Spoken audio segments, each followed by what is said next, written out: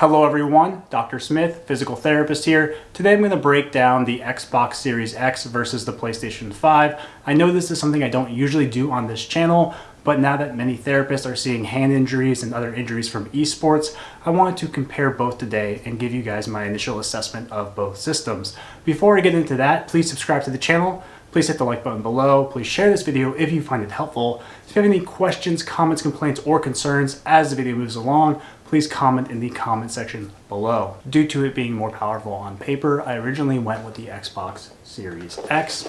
I played it for a few days, then I had some issues playing Call of Duty and was afraid I was going to brick my system.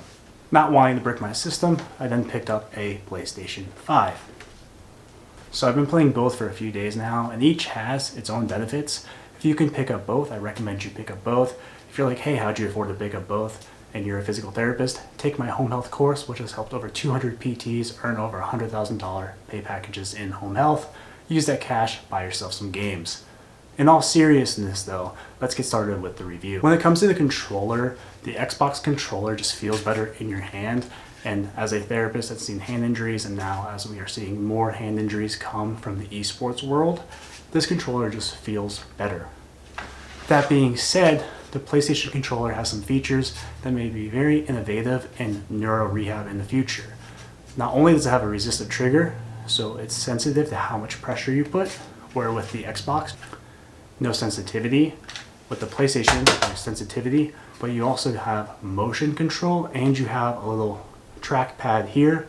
So with neuro rehab in the future, maybe very innovative. If you work in a neuro clinic, I would go with the PS5 because there's going to be lots of applications with this in the future, especially for your patients, based on the features they put into this controller. And honestly, the controller is why it's kind of succeeding the Xbox right now, just due to the controller's capabilities. When it comes to choosing a system, if you're undecided on which one to get, it really depends on what kind of gamer you are and your history with gaming. Now with the Xbox, it has backwards compatibility all the way to the original Xbox games. And because of that, if you have a large Xbox collection, then that might be the way to go. However, there is an issue with Call of Duty Black Ops bricking systems, so make sure you read everything to avoid that issue. I was lucky I didn't brick mine, but I could have had I not researched it.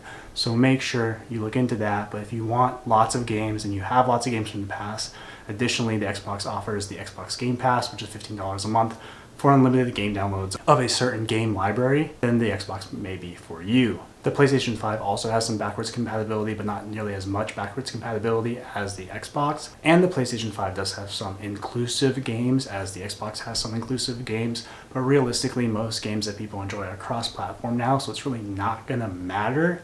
However, if you want something, again, that has an innovative controller, go with the PlayStation 5. There's gonna be less of an option when it comes to a variety of games, just because Xbox has the Game Pass and PlayStation doesn't really compete with that yet. But as far as graphics and everything else is concerned, it's pretty much the same. Loading times have been faster on the Xbox, but the PlayStation 5 still looks great, still feels great. They both actually are great systems, both have similar specs. From a therapist perspective, again, the Xbox controller feels better, but from a neuro rehab perspective, the PlayStation may be the way to go. Hopefully you can try out both and then pick which one you want, but if you're not sure, hopefully this video led you in the right direction.